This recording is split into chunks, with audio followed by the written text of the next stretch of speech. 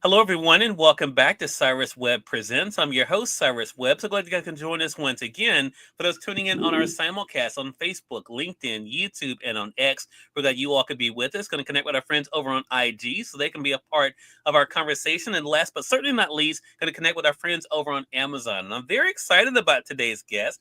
She actually is a part of the Amazon publishing family, and she's celebrating not one, but two releases today. And I'm very excited about that. Excited to be able to introduce you guys to her. And we're now live on Amazon with Cyrus Webb Presents. If you guys are new to us on the Amazon platform, welcome. Make sure you guys do hit that follow button, either here in this corner or down below. You also will see the two books by our next guest. We're so excited to welcome Cindy Fazzi to our broadcast today. She's celebrating the release of two books in her new series featuring Domingo the Bounty Hunter. You all can see them there. Danger, no problem. I'm going to highlight it for you guys there in the carousel. And also the book Sunday or the Highway. We're going to talk to Cindy not only about her journey from writing nonfiction to fiction, being a journalist, and now being a published best-selling fiction author, but also what she hopes you able to take away from her books as she's able to entertain and maybe even get you to think a little bit. Cindy, thank you so much for the time. Really appreciate it.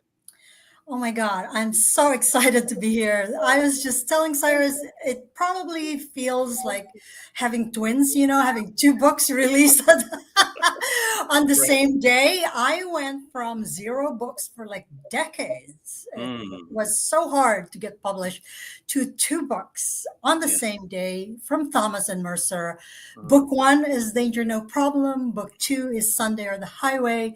mhm. And the series follows a Filipino American bounty hunter who looks for the most elusive quarries that you could think of. And he discovers explosive secrets along the way. Mm. And we're going to talk more about how Domingo came to you. Cindy, I want to go back to what you just said, though. I mean, well, for one thing, you've helped us readers out because typically us readers, we're pretty greedy.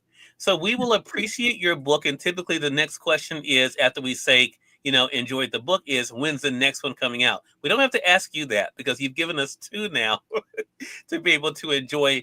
But how does it feel, Cindy, to have had a career as a journalist and now to add, published author to your resume? I, I have always wanted to write fiction, but I think I learned how to write as a journalist. So that much I owe to the Associated Press. Thank you for training me.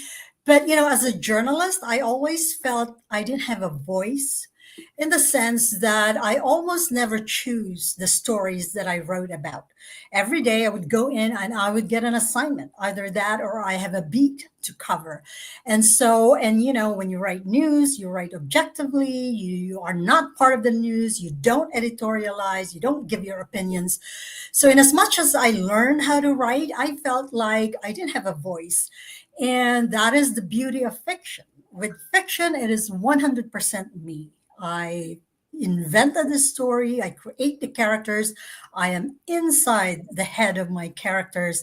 And it's just so wonderful to finally marry my writing skills, which I learned from being a journalist, and just finding my own voice as a person and as a writer now that I am a traditionally published novelist.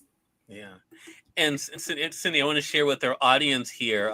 For those who don't know, the book just came out today. And Cindy, you're number 14 currently at the time we're having this conversation. Oh my Amazon's hot God. new releases under new releases in Asian American and Pacific Islander literature. There you are there with number 14 with your book Danger, No Problem. And then number 17, look at that, for Sunday or the Highway. And this is in the print edition of the book, not even the Kindle.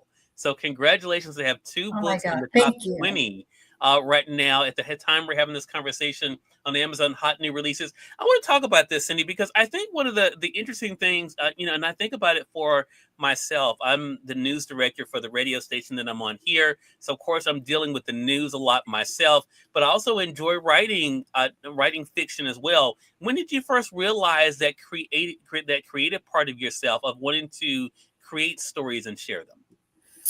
So, you know what? If I had not been a Filipino American immigrant, I Mhm. probably would not become a novelist Hmm. because it was after I immigrated to the United States in 1989 that I felt really the need to be heard and to write.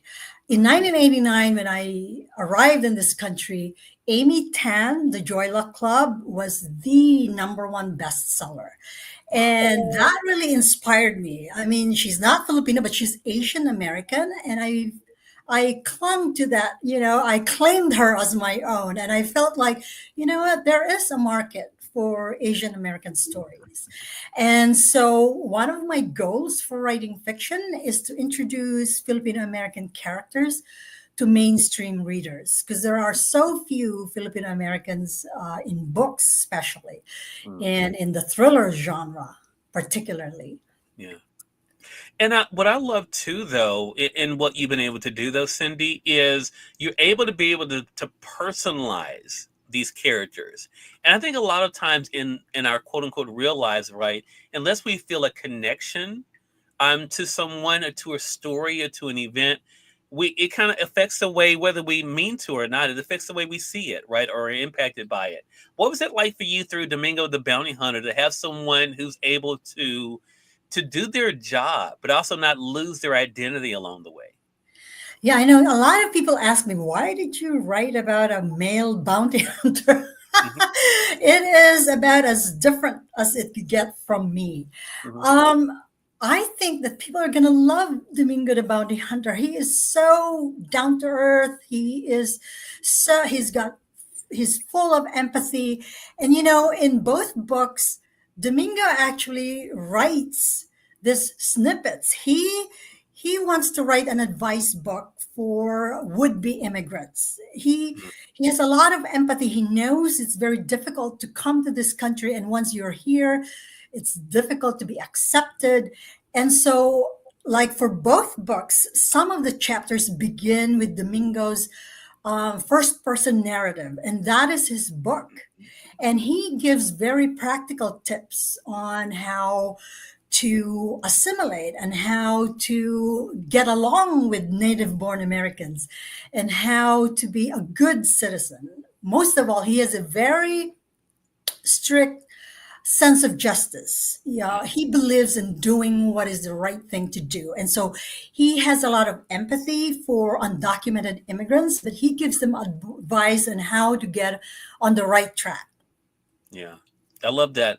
And I love that. And that's why I think it's so great, Cindy, that we have both Danger No Problem as well as Sunday or The Highway together, because it's almost like your favorite shows, right? We don't have to wait till the next week to watch the next episode. We're able to get into it. What was it like for you to be able to discover Domingo? I'm curious for yourself to have fleshed out the character the way you did, Cindy. Did you have him fully formed yourself, or did his character kind of evolve as you were writing the stories? So the inspiration for Domingo the Bounty Hunter came from a New York Times article a long time ago. They had this long feature about a real bounty hunter who specialized in catching undocumented immigrants, criminal undocumented immigrants. These are people who have been convicted. And so I was so fascinated by it. I didn't know, first of all, that bounty hunters specialized. And so originally I had written Domingo the Bounty Hunter as a secondary character. This is Oh, back in the 1990s when I first, I had no idea what I was doing and I was writing it. And it turns out my agents and editors were telling me that I was writing a literary novel and that it was very hard to sell. They said, this is very uncommercial. You are not going to sell this. And so it took me a very long time to finally realize I need to rewrite this book. And so I rewrote it from the point of view of Domingo the Bounty Hunter. So suddenly he's no longer a secondary character. He becomes the protagonist. And that is when the book organically became a thriller. Because he's a bounty hunter, he's all about the hunt. And as soon as it became a thriller, it organically became a commercial book. That is how I got a literary agent. And then from there, my literary agent was able to sell a two-book series, and we got a two-book deal. yeah. And Thomas and Mercer is known for giving us some great books for sure. So for yourself, I mean, here you have this character, Domingo, Cindy, who is doing his job, passionate about his job, but also, as I mentioned and alluded to earlier, as I think all of us would be, he's still a human being, right? He still has empathy, he has understanding. What was it like for you, especially, and I'm going to highlight it for our audience, in Danger No Problem, to balance that of him doing his job, but also realizing the reason why people make decisions that they make? Yeah, so when I was writing Domingo the Bounty Hunter, I wanted him to be really memorable. I wanted, some people would say, is he likable? I hope that people like him, but I really wanted him to be unique and to be memorable. And, he has a lot of flaws. In thrillers, we get Jack Reacher, the really handsome white dude who kicks asses. That's the typical hero. And Domingo is not like that. He's brown skin, he's short, and he's the first to say that he's not a looker. But I think that in itself makes him really endearing. Yeah. Like he knows what he's capable of doing, but he also knows his limitations. He's Mm, no ladies man, but he's really good at his job. So that was what I was going for. I wanted a real person, not just this beautiful, hero, but like a down to earth, honest to goodness, brown immigrant, Filipino American bounty hunter. yeah. I love that, and I love that the focus then is able to stay where it needs to be. Did you, for yourself, then, when you first, as you mentioned, Cindy, I think this is really fascinating. I didn't know this part of the story. So when you realized that Domingo was not the secondary character, he was going to be the main character. Did you already know there was going to be more to him after you wrote the first book, Danger No Problem, or was it Yeah. something that just kind of came after that? Absolutely. When I finished writing Danger No Problem, I just felt that I wasn't finished. Okay. And so, at that time, I had no literary agent. This is the thing. It was a gamble. I was spending years, months and months and years of my life writing this book that had no literary representation. There was no guarantee that it would ever sell. But I went ahead and wrote book two. Mhm. So what was originally a negative thing, with meaning me writing two books without an agent and never knowing if it'll get published, turned out to be the very best thing that happened to me. Because once I signed on with my agent, she was able to sell two books at once, which not many people would do that. Normally, you would get, if you get a two-book contract, you write book one and then it gets published. You write book two, it gets published, and then like 4 years, 5 years have passed. That's the process. And so, what initially was a disadvantage on my part, meaning I couldn't get published, turned out to be my greatest advantage because my agent was able to go to Thomas and Mercer and say, "Look, this two books are ready."